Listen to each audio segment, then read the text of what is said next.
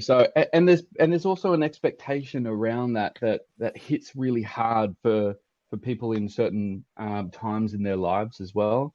There can be a lot of shame around attending church and not hitting those expectations, not meeting, even within the friends groups, just not rocking up to small group enough, and then all of a sudden, oh no, it's too hard to come back because I haven't been, because life's just been too hard, and just breaking down those expectations, because then you have to build it back up again, and then you have to build it up to then get deeper in, and to be able to nurture relationships and foster them in really godly way.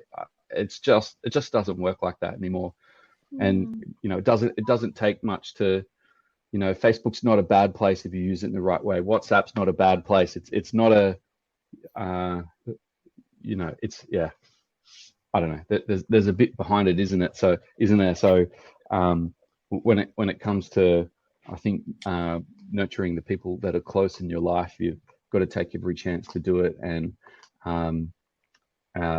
sometimes those chances are purely online. Yeah.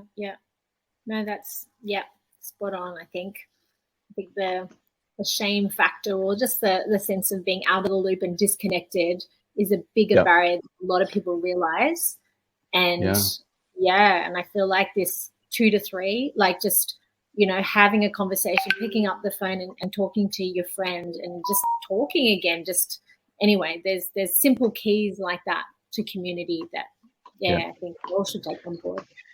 There's a certain frequency, I think. Sorry to cut in. I just think, based on what you just said there, Deb, I think there's a frequency that needs to be there in regards to connecting with people. The more you connect with people at a particular way within the context, you're still opening conversations to nurturing relationships and understanding where people are at. And I'm not just saying that it's Facebook or WhatsApp is the solution here in any way, but just the fact that we have so many people in our lives that we'd like to connect with, that need a higher frequency of contact as well.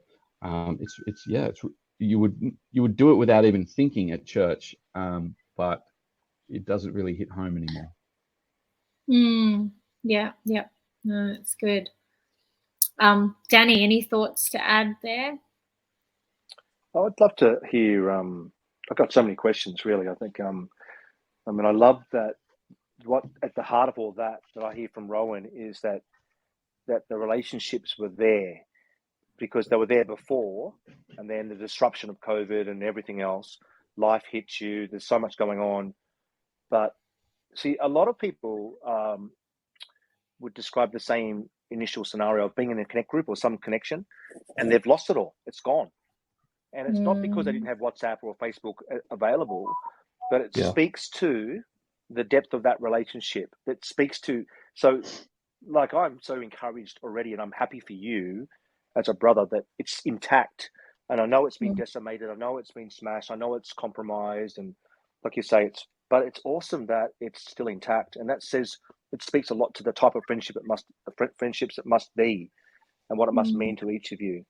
I think that you bring a really good element of that notion of shame, and that's a really good point that you've raised, which Deb mentioned as well, which we could spend some time on, I think, another time. But how it would just be this feedback loop of shame, right? Like, I haven't been, I feel a bit bad about that. Maybe I shouldn't come back in, and off you go. And it's like becoming an island again, because I think especially for men, we become like islands. We quickly resort to looking after ourselves. We're very used to that, and it takes a lot to get into a group of guys where you're open enough to really share from the heart, be real. Once you've lost that, you're an island again.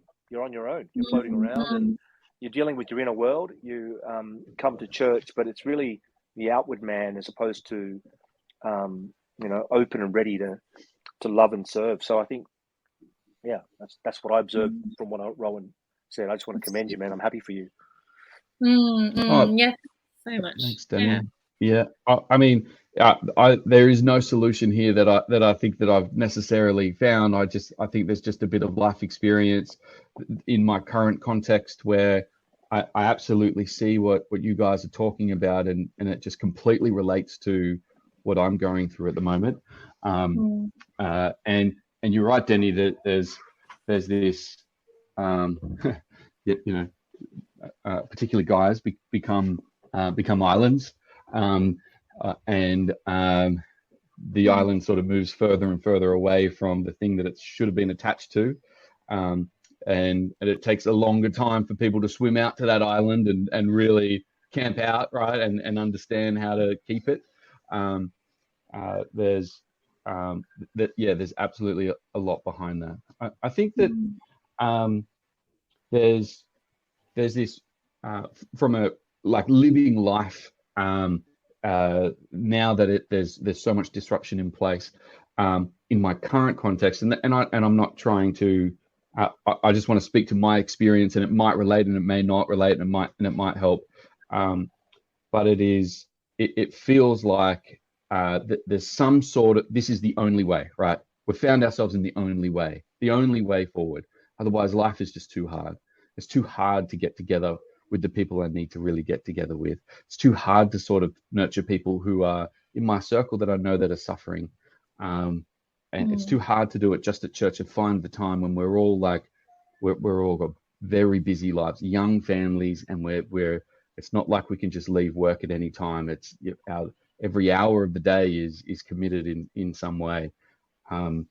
Church became convenient, small group became convenient, or it was always convenient to talk, and the expectation was to open up and be vulnerable, but we just lost that. We lost that ability, that framework, and that structure, and so we had to try and find another way to structure that, and some really great things that were sort of unexpected or unplanned came out of that, in regards to looking after each other. How many of you are there, Rowan, and is there a leader? Okay, so there's a small group of guys that's about 12, and then within that group there's some very close friends, and there's four of us, and we tend to chat more often, because there's some pretty life is upside down, for a couple of those guys in the four, and there is no leader. We are all the same age. I'm the facilitator, so I don't want to be called the leader. I don't want to be delivering a message every single time we meet.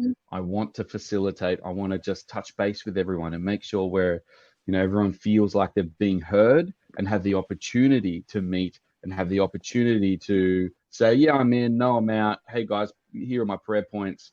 Can you touch base with me in a couple of days? I just want to facilitate that, and not necessarily bring direction from a leadership point of view. Isn't that funny? If you didn't do it? Oh, sorry, Feb. Oh, no. I want to go somewhere with that, because I think you've raised something that's really go.